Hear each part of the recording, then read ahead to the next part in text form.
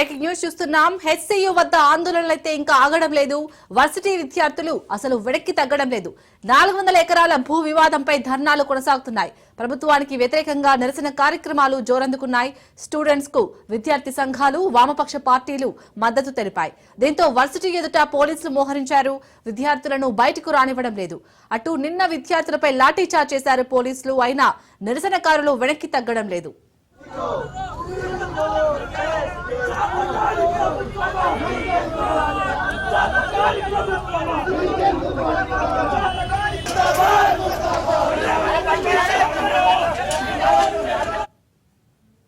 ఇక మరోవైపు కాసేపట్లో హెచ్సియు భూ వివాదంపై హైకోర్టులో విచారణ షురూ కానుంది. అంతేకాదు హెచ్సియు భూములు సందర్శించి నివేదిక ఇవ్వాలని హైకోర్టు రిజిస్ట్రార్ను సుప్రీంకోర్టు ఆదేశించింది కూడా.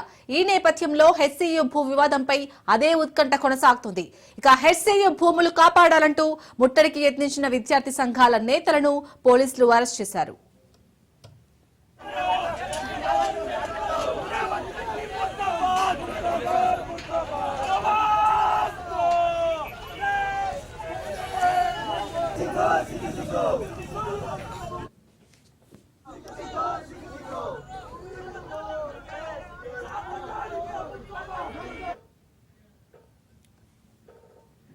రైట్, ఇక హెచ్సియు దగ్గర అయితే ఆందోళన ఇంకా కొనసాగుతూనే ఉంది. దీనిపై పూర్తి డీటెయిల్స్ మా ప్రతినిధి రత్నకుమార్ అందిస్తారు.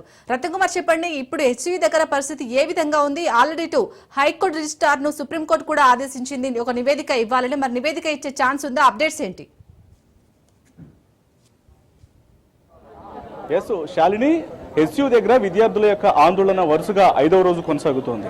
ఇప్పటికే విద్యార్థులు అనేక సందర్భాల్లో తెలియజేశారు, ఎట్టి పరిస్థితుల్లోనూ ప్రభుత్వం తాము తీసుకున్నటువంటి నిర్ణయాన్ని వెనక్కి తీసుకోవాలి, 400 ఎకరాల భూమిని, ఆ హెచ్సియు పరిధిలో ఉన్నటువంటి భూమిని యథావిధిగా ఉంచేసేయాలనేది విద్యార్థులు చేసినటువంటి డిమాండ్. ఆ డిమాండ్ లో భాగంగానే గత 4 రోజుల నుంచి ఇవాళ 5వ రోజు వరుసగా ఆందోళనలు కంటిన్యూ చేస్తున్నారు. ఇక ఉదయం పెద్ద ఎత్తున ఏబీవీపీ నేతలు కూడా ఇక్కడకు చేరుకోవడం జరిగింది. లోపలికి వందలాది మందిగా లోపలికి వెళ్లి లోపల జరుగుతున్నటువంటి కార్యకలాపాలను, అంటే భూమి చదువు చేస్తున్నటువంటి ఆ వ్యవహారాన్ని మొత్తాన్ని కూడా ఆపేటువంటి ప్రయత్నం చేశారు. పోలీసులు వారిని అడ్డుకొని ఇక్కడి నుంచి తరలించినటువంటి పరిస్థితి. అయితే ఇప్పుడు వినూత్నంగా ప్రస్తుతం ఈ యొక్క అంశం అనేది కోర్టు పరిధిలోకి వెళ్ళింది. 2 గంటల 15 నిమిషాలకు హైకోర్టు ఈ యొక్క హెచ్సియు భూముల మీద విచారణ చేయబోతుంది. నిన్న వాదనలు జరిగాయి, ఇవాళ కూడా మరొకసారి వాదనలు జరగబోతున్నాయి. ఇదిలా ఉంటే 3 గంటల 45 నిమిషాలకు సుప్రీంకోర్టులో కూడా విచారణకు రాబోతోంది. సో వీటన్నిటికీ సంబంధించి ఇప్పుడు ఈ యొక్క ఆందోళనలు మరింత ఉధృతం చేస్తూ ఏకంగా హంగర్ స్ట్రైక్ కు పూనుకున్నారు హెచ్సియు విద్యార్థులు. ప్రస్తుతం మనతో విద్యార్థులు ఉన్నారు, ఒకసారి మనం విజువల్స్ లో చూడొచ్చు. ఇప్పటి వరకు ఆందోళన చేస్తున్నటువంటి వారంతా కూడా బ్లాక్ బ్యాడ్జ్లను తరలించి బ్లాక్ స్ట్రిప్స్ లను ధరించి హంగర్ స్ట్రైక్, అంటే ఎటువంటి అన్నపానీయాలను ముట్టుకోకుండా ధర్నా చేస్తున్నటువంటి పరిస్థితి ఉంది. ఖచ్చితంగా తమ పరిధిలో ఉన్నటువంటి భూములు తమకే దక్కాలి తప్ప ఎటువంటి ఇతర ప్రైవేటు పరం కాకుండా మాత్రం ప్రభుత్వం ఆదేశాలు ఇవ్వాలి. ఇటువంటి చర్యలు చేస్తే మాత్రం ఖచ్చితంగా తాము యొక్క ఆందోళనను విరమించే ప్రసక్తి లేదు. అప్పటి వరకు అన్నపానీయాలు కూడా ముట్టుకోమంటూ వాళ్ళందరూ భీష్మించుకొని కూర్చున్నారు. ఒకసారి మాట్లాడించే ప్రయత్నం చేద్దాం. బ్రదర్, చెప్పండి, అంటే ఏంటి ఇప్పుడు అంటే హంగర్ స్ట్రైక్ అనేది ఎప్పటి నుంచి స్టార్ట్ చేశారు? అసలు మీ యొక్క ప్రధాన ఎజెండా ఏంటి, ఏం చెప్తారు? సార్, హంగర్ స్ట్రైక్ వచ్చేసి ఈరోజు పొద్దున్నే 10 గంటల నుంచి మేము స్టార్ట్ చేశాము. ఒక ఇండెఫినైట్ హంగర్ స్ట్రైక్ కాల్ ఇచ్చేసి, ఎందుకంటే నేను కోర్టు ఆర్డర్ ఇచ్చినా కానీ స్టే ఆర్డర్ ఇచ్చినా కానీ ఈరోజు మళ్ళీ కేసు గురించి మళ్ళీ వాదం జరుగుతూ ఉంది, మళ్ళీ 215కి. సో స్టే ఇచ్చినా కానీ వీళ్ళు మాన్యువల్గా అక్కడ పని చేయడం జరుగుతూనే ఉంది. ఇంకా పోలీస్ ఫోర్సెస్ని ఇంకా ఎక్కువ చేసేసి లోపల ఏం జరుగుతుందని తెలియకుండా కూడా ఇంకా చేస్తూనే ఉన్నారు. అక్కడ మార్నింగ్ మేము సైట్కి వెనకాల పక్క నుంచి వెళ్ళేటప్పుడు అన్ని సూపర్వైజర్, జేసీబీస్ అన్నీ అక్కడే ఉన్నాయి. ఇంకా వాళ్ళు చెప్తానే ఉన్నారు ఏ వర్క్ అక్కడ జరగటం లేదు అట్ట ఇట అని. పోలీసు మమ్మల్ని గెంటేస్తూనే ఉన్నారు. కానీ మేము మార్నింగ్ టైంలో వెళ్ళి, ఇది కావాలంటే మీరు చూసుకోవచ్చు, ఇది మార్నింగ్ అన్ని సూపర్వైజర్ అందరు అక్కడే ఉన్నారు. ఇంకా మాన్యువల్గా ఈ మనుషుల్ని పెట్టుకునేసి మాన్యువల్గా జిగ్సా మిషన్స్ అన్ని పెట్టుకునేసి ఆ ట్రీస్ అనేవి కట్ చేస్తూనే ఉన్నారు. ఆ ఫోటేజెస్ అన్ని త్వరగా మేము మీడియాకి ఇస్తాము. సో మా డిమాండ్స్ ఇంతే. పోలీస్ ఫోర్సెస్ ఈ యూనివర్సిటీ నుంచి బయటికి వెళ్ళిపోవాలి. ఎందుకంటే ఈ పోలీస్ ఫోర్స్ ఇక్కడ వాళ్ళు ఇన్ని చెట్లు కొట్టేస్తా ఇదా వాళ్ళు చూసేది. చెట్లు కొట్టేస్తా వాళ్ళు టెంట్ వేసుకొని నీడుకున్నారా ఇక్కడ? ఇన్ని జంతువులకి నీడ లేకుండా చేసి వాళ్ళకి నీడ కావాలన్నా ఇక్కడ వాళ్ళకి ఏదైనా ఒక చెట్టు చిక్కితే చాలు కింద కూర్చుంటారు. అక్కడ వెళ్ళి అన్ని చెట్లు అక్కడ కొట్టేస్తున్నారు. ఏం పబ్లిక్ కోసం కొంచెం హెల్ప్ చేయలేరా? వాళ్ళ ఫ్యామిలీ వాళ్ళు వచ్చేసి రేపు ఇక్కడ చదువుకోవాలి, వాళ్ళకి ఓన్లీ పవర్ ఉందనేసి వాళ్ళు మా పైన వాడుతున్నారా ఏమి ఇవన్నీ? అక్కడ మార్నింగ్ వెళ్ళి రిక్వెస్ట్ చేస్తున్నాము, క్లాసెస్ ఎలా జరుగుతున్నాయి, రిక్వెస్ట్ చేసినా కానీ నువ్వు ఎవడో అయ్యా అని గెంటుతున్నారు వేసుకొనేసి అలా. అంటే కోర్టు ఏదైతే చెప్తూ ఉందో వాళ్ళ ఆర్డర్స్ ఉన్నాయి, దీనికి సంబంధించి అప్పటి వరకు కూడా ఎటువంటి కార్యకలాపాలు కొనసాగించొద్దు అనేది ఇప్పటికే కోర్టు చెప్పింది. వాటిని కూడా ధిక్కరిస్తూ పనులు జరుగుతున్నాయి అంటున్నారు. అవునవును సార్, అక్కడ కోర్టు ఆర్డర్ ఇచ్చినా కానీ అక్కడ పనులు జరుగుతూనే ఉన్నాయి. ఇప్పటికీ మాన్యువల్ గా యూజ్ చేసేసి అక్కడ ట్రీస్ అన్ని కట్ చేస్తున్నారు. అక్కడ ఫోటేజెస్ ఉన్నాయి, అది మీడియాకి తొందరగా మేము సబ్మిట్ చేస్తాం సార్. ఏం చెప్తారు? ఒక పక్కన లాఠీ చార్జీలు జరుగుతున్నాయి, పనులు మాత్రం ఆగట్లేదు, చివరికి మీరు హంగర్ స్ట్రైక్ కూడా దిగారు. ఇన్సిడెంట్ కు సంబంధించి ఏం చెప్తారు? ఇన్సిడెంట్ కి నిన్న కోర్టు మేము 3 రోజుల నుంచి పోరాడుతూనే ఉన్నామండి. తర్వాత నిన్న కొంచెం కోర్టు ఆ తీర్పు ఇచ్చిన తర్వాత పాజ్ చేయమంటే మేము చాలా రిలీవ్డ్ గా ఫీల్ అయ్యాం. ఇప్పుడు ఈ కొంచెం అన్నా కాపాడుకోవచ్చని, కానీ చూస్తే అది అయినా సరే ఆపట్లేదు. ఇంకా కూడా పోలీసులు వెనక్కి తగ్గేటట్టు లేరు. అందరూ ఇంకా బెటాలియన్ వేసుకుని ఇంకా ఎక్కువ పోలీస్ ఫోర్స్ దించుంది. కోర్టు అలా ఇచ్చినప్పటికీ కూడా వీళ్ళు ఇలాగా చేయడం అనేది మాకు చాలా బాధగా ఉంది. అంటే మేము ఇంకా వేరే దారి లేక కోర్టు మాటలు కూడా వినకుండా వాళ్ళు జేసీబీలు వెనక్కి తీసుకెళ్లారు. కానీ ఇంకా మాన్యువల్ గా మనుషులు వచ్చి వర్క్ చేస్తున్నారు, చైన్ సాస్ అయి పెట్టి మెకానికల్ గా వాటిని కట్ చేస్తున్నారు. అక్కడికి వెళ్ళిన వాళ్ళని అందరినీ ఇంకా దారుణంగా డీటైన్ చేస్తున్నారు. అసలు అటు సైడ్ కొంచెం కూడా అలానే ఇట్లా నిన్నటి కంటే ఇంకా స్టిక్ చేశారు. సో మాకు అక్కడ పని జరుగుతుందని ప్రూఫ్స్ కోసం మేము చాలా కష్టపడి ఎక్కడి నుంచో వెళ్ళి తీసుకోవాల్సిన పరిస్థితి వస్తుంది. అసలు ఆ రోడ్ల మీదకి వెళ్తుంటేనే మమ్మల్ని రానివ్వట్లేదు. అండ్ మా వైస్ ఛాన్సలర్ కానీ రిజిస్ట్రార్ కానీ మాకు ఏమాత్రం హెల్ప్ చేయట్లేదు. నిన్న కోర్టు ఆర్డర్ తీసుకొని వైస్ ఛాన్సలర్ దగ్గరికి వెంటనే మెసేజ్ చేసి మీరు వచ్చి ఆపించండి, ఇది కోర్టు ఇట్లాగా అప్పటి వరకు పాస్ చేయమంది రేపటి వరకు అని అంటే వాళ్ళు రెస్పాండ్ కూడా అవ్వాల. వాళ్ళకి అంటే ఇక్కడ ఏం జరుగుతుందో మాకు అర్థం కావట్లేదు. మేము ఇంకా రిజిస్ట్రార్ వైస్ ఛాన్సలర్ వాళ్ళు కోర్టు తీర్పు కోసం వెయిట్ చేస్తున్నారేమో, అది రాగానే మాతో పాటు వచ్చి వాళ్ళని ఆపించే ప్రయత్నం చేస్తారనుకున్నాం. కానీ వాళ్ళు మాతో అసలు మాట్లాడని పరిస్థితి. అసలు అది సెంట్రల్ యూనివర్సిటీని వాళ్ళు నడిపితే వాళ్ళకి ఆ మాత్రం బాధ్యత ఎందుకు లేదు? అసలు ఏం జరుగుతుంది అనేది మాకు అర్థం కాక ఇంకా హంగర్ స్ట్రైక్ కి దిగాము. ఇప్పుడు అంటే రెగ్యులర్ గా చేస్తున్నటువంటి ఆందోళన అనేది కొంత ఇబ్బందికరంగా ఉంది. ఇప్పుడు ఏకంగా మీరు అన్నపానీయాలు అనేసి ఫుడ్ కూడా తీసుకోకుండా ఇట్లా హంగర్ స్ట్రైక్ మొదలు పెట్టారు. ఆరోగ్యం క్షీణించినటువంటి అవకాశాలు కూడా ఉంటాయి. మరి దీన్ని మాత్రం వెనక్కి తగ్గే అవకాశం ఉందా? ఇప్పుడు ఆరోగ్యం దృష్టి పెట్టుకుని ఆరోగ్యం కాదండి. అండ్ మాకు చాలా మంది స్టూడెంట్స్ మీరు చాలా మంది చూస్తున్నారు, వాళ్ళు ఏడుస్తా కూడా ఉన్నారు. అంటే ఇక్కడ ఉన్న ప్లేస్ అందరికి చాలా ఎమోషనల్ అటాచ్మెంట్ ఉంటుందండి. అంటే ఇంత మంచి కాజ్ కోసం, మేమేమి మార్కుల కోసం పోరాడట్లేదు, ఉద్యోగాల కోసం పోరాడట్లేదు, లేకపోతే ఇంకేదో కాదు. ఒక మంచి కాజ్ కోసం, నెక్స్ట్ జనరేషన్స్ కోసం. ఇది మేము ఇక్కడ కూడా ఉండేవాళ్ళం కాదండి. మా చదువు అయిపోయినాక మేము వెళ్ళిపోతాం. ఇది బెనిఫిట్ చేసేది ఇక్కడ హైదరాబాద్ సరౌండింగ్స్ వాళ్ళకే బెనిఫిట్ చేస్తుంది. అండ్ మాకు ఎంతో కొంత నాలెడ్జ్, అంటే క్లైమేట్ చేంజ్ అది ఇదని కాన్ఫరెన్స్ అవి చదవడం వల్ల మేము చాలా వరకు సెన్సిటివ్గా ఉంటాం ఇలాంటి ఇష్యూస్ వల్ల. అలా కళ్ళ ముందు అన్ని చెట్లు, ఒక్క చెట్టు పోయినా సరే మాకు చాలా బాధగా ఉంటుంది. అండ్ యానిమల్స్ అవి అటు ఇటు తిరుగుతా అవి ఖచ్చితంగా ఈ ఎండలకి చనిపోతాయి. నీళ్లు కూడా ఉండవు, అక్కడ అంతా వర్క్ జరుగుతుంటాయి. ఇన్ని దృష్టిలో పెట్టుకొని మేము ఇంత ప్రొటెస్ట్ చేస్తుంటే జస్ట్ మన ల్యాండ్ గురించి కూడా కాదు, అట్లీస్ట్ దాన్ని స్టే చేయండి, చెట్లు కొట్టేయడం ఆపండి. ఒక తీర్పు వచ్చినంత వరకు కానీ మేము ఎంత ప్రొటెస్ట్ చేసినా, ఎంత మీడియా దగ్గరకు వచ్చినా ఎవ్వరు పోలీసులు ఇంకా ఎక్కువ అయ్యి మా మీద ఇంకా ఎక్కువ చర్యలు తీసుకుంటున్నారు, కానీ వాళ్ళు ఏం వెనక్కి తగ్గడం లేదు. అందుకే ఇంకా ఏదైతే అయిందని చెప్పి హంగర్ స్ట్రైక్ దిగి మేము కూడా ఈక్వల్ గా అంతే రెసిస్టెన్స్ చూపిద్దాం అనుకుంటున్నాం ఏమైనా సరే. వైపున ప్రభుత్వం తమ కార్యకలాపాలు కొనసాగిస్తూనే ఉందని అంటున్నారు, మీరేమో హంగర్ స్ట్రైక్ చేస్తున్నారు. ఆ తదుపరి పరిణామాలు ఎలా ఉండబోతున్నాయి, ఏ రకంగా ముందుకు పోబోతున్నారు? అంటే అది ఇప్పుడు 3 గంటలకి కోర్టు హియరింగ్ ఉంది, 2:15కి ఒక హియరింగ్ ఉంది. పిల్లు ఫైల్ చేసి నిన్న ఏదైతే స్టే ఇచ్చిందో దానికి ఇప్పుడు 2:30కి ఒక హియరింగ్ ఉంది. అలానే సుప్రీంకోర్టు కూడా హైకోర్టుకి డైరెక్షన్ ఇచ్చింది, హైకోర్టు నుంచి ఒక జ్యుడిషియల్ రిజిస్టర్ వచ్చి ఇక్కడ చెక్ చేయాలని చెప్పి.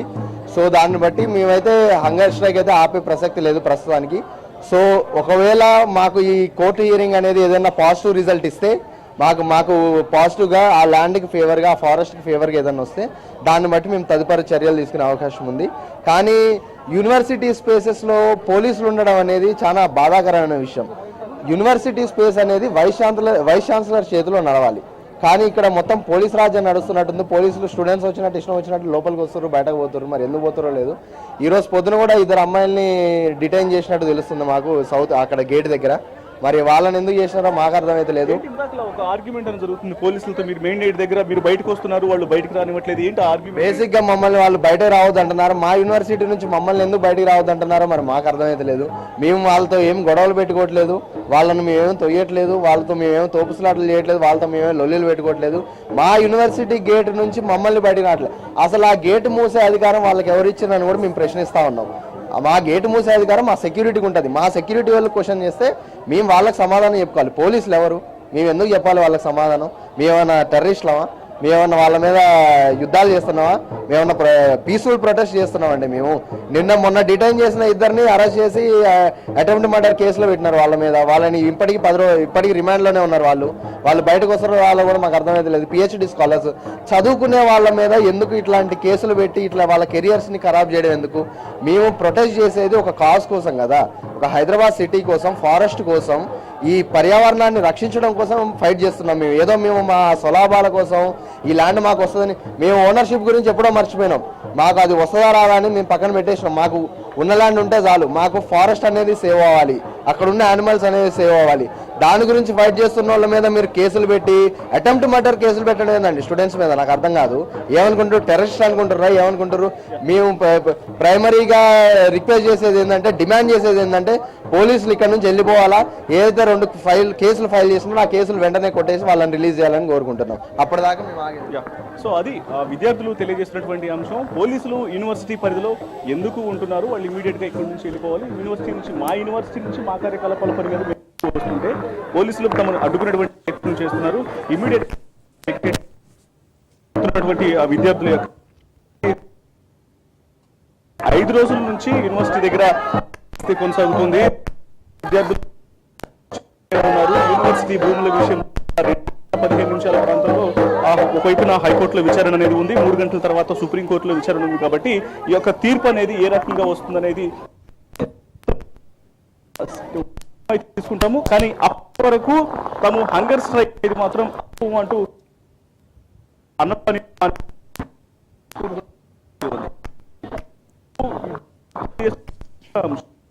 లోపల చెట్లు కోసం తాము ఫైట్ చేస్తుంటే, మరోవైపు పోలీసులు బయట వారికి నీడ కావాలి కానీ యూనివర్సిటీ లోపల ఎటువంటి 400 ఎకరాల భూమి అనేది ఏ రకంగా ఇబ్బందులకు గురవుతుంది అనేది వారికి అర్థం కావట్లేదా? ఇక్కడ ఏకంగా వాళ్ళు పోలీసులు ఏకంగా టెంట్లు వేసుకొని కూర్చుంటున్నారు. మరి వాళ్ళు నీడ కోసం ఇంతలా తాపత్రస్తున్నటువంటి వ్యక్తులు లోపల జరుగుతున్నటువంటి ఆ భూమి అంటే చెట్లు మొత్తాన్ని నరికి వస్తున్నటువంటి దృశ్యాల మీద ఎందుకు వాళ్ళు దాన్ని పట్టించుకోవట్లేదు అనేది వాళ్ళు చెప్తున్నటువంటి మాట. మనం ఒకసారి ఆ విజువల్స్ లో కూడా చూడొచ్చు. పోలీసులు అంత యూనివర్సిటీ బయట ప్రధాన మార్గానికి ముందున్నటువంటి చెట్ల కింద సేద తీరుతున్నటువంటి దృశ్యాలు మనం చూస్తూనే ఉన్నాం.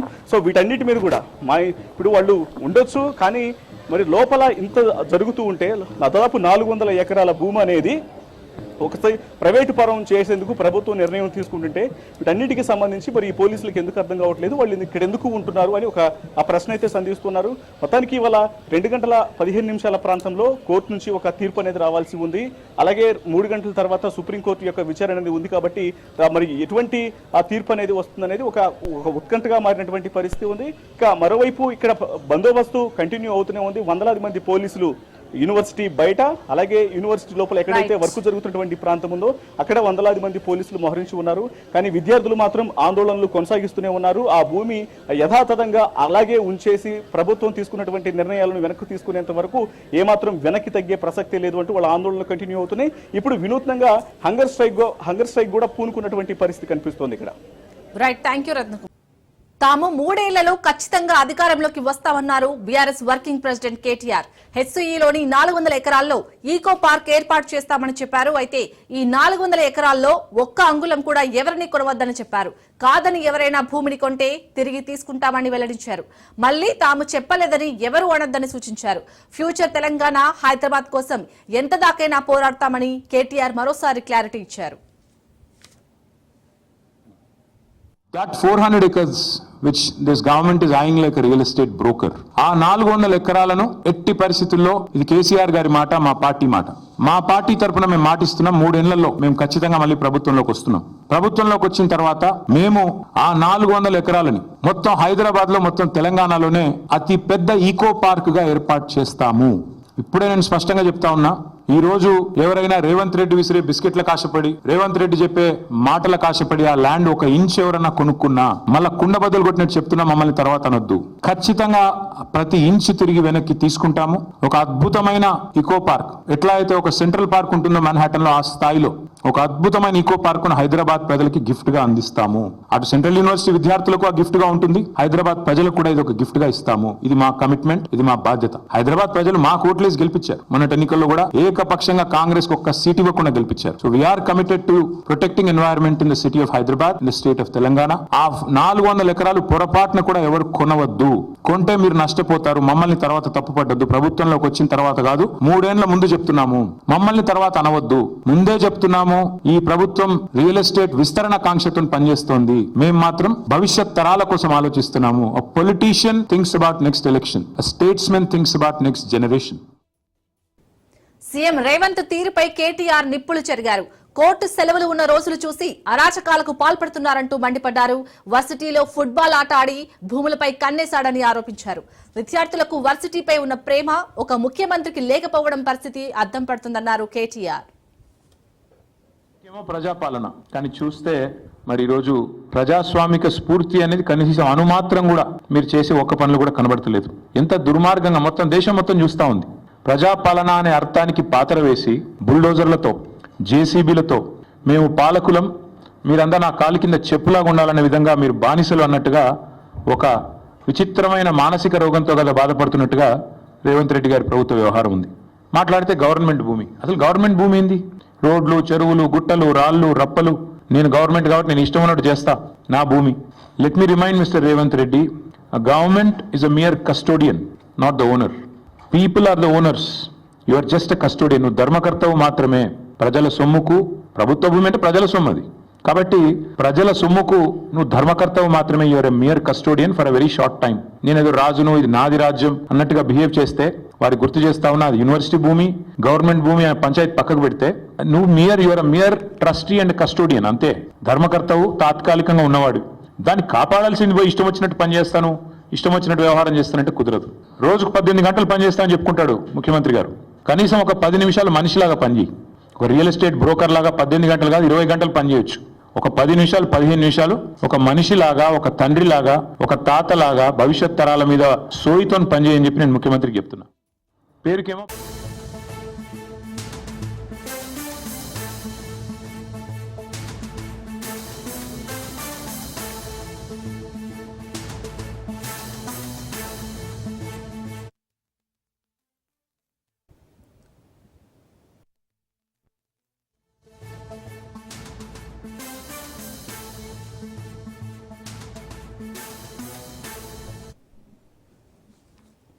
బ్రేకింగ్ న్యూస్ చూస్తున్నాం. ఏపీ కేబినెట్ భేటీ ముగిసింది. ఇందులో భాగంగా 9 అంశాలకు మంత్రివర్గ సమావేశం ఆమోదం తెలిపింది. పోలవరం బడకచెర్లను ప్రత్యేక వాహక ప్రాజెక్టుగా పరిగణిస్తూ మంత్రివర్గం ఆమోద ముద్ర వేసింది. అలాగే ఫైబర్ నెట్ లిమిటెడ్ నుంచి డ్రోన్ కార్పొరేషన్ ను విడదీసి స్వతంత్ర సంస్థ ఏర్పాటుకు ఆమోదం తెలిపింది. ఇక అనకాపల్లి డిఎల్పురంలో అర్సెల్లార్ మిట్టల్ స్టీల్ కంపెనీకి షరతులపై క్యాపిటివ్ పోర్ట్, 3 స్టార్ ఆపేయబడిన హోటళ్లకు బార్ లైసెన్స్ ఫీజులను 25 లక్షలకు తగ్గిస్తూ కేబినెట్ నిర్ణయం తీసుకుంది. అదేవిధంగా రాజధాని అమరావతి నిర్మాణం, అమరావతితో పాటు పలు కీలక అంశాలపైన కేబినెట్ లో చర్చించారు.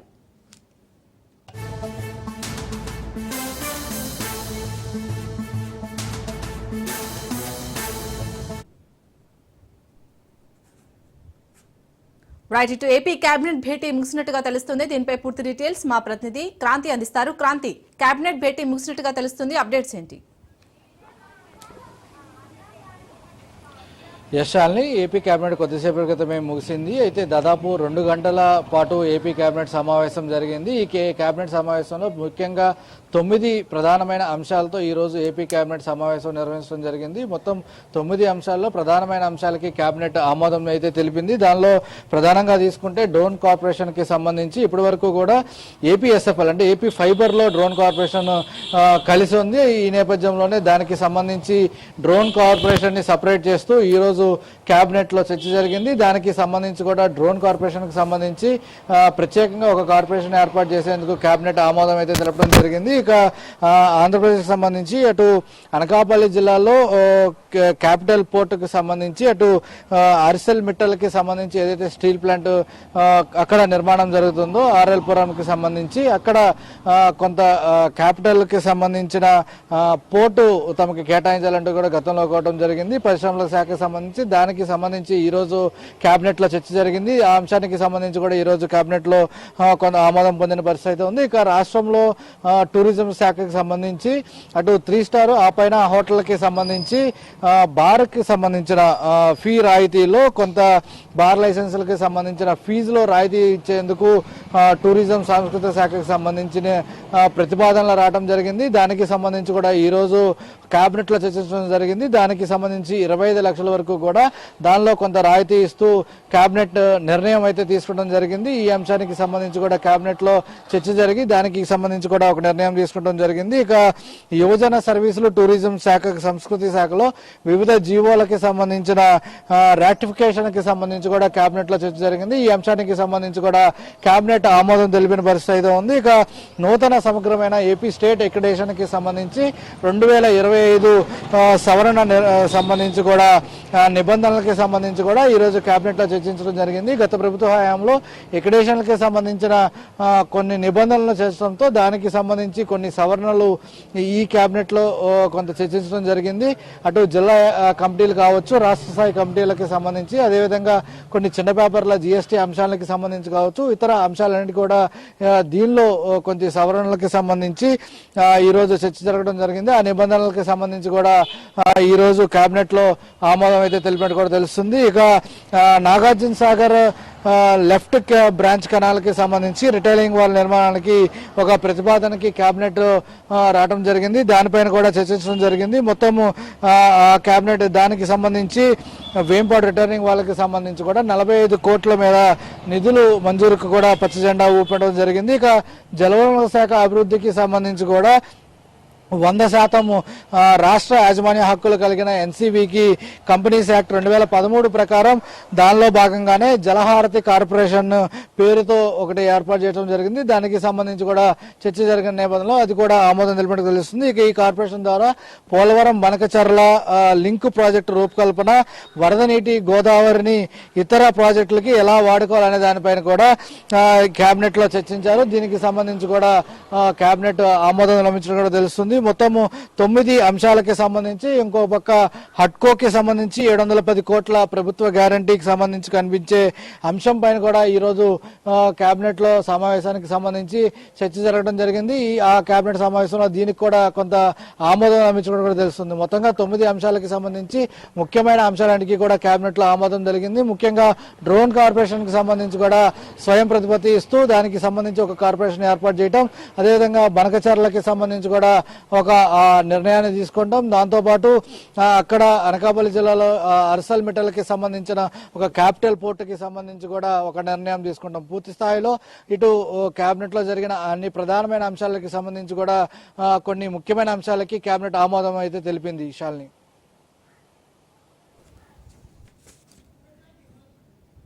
Right, thank you Kranti.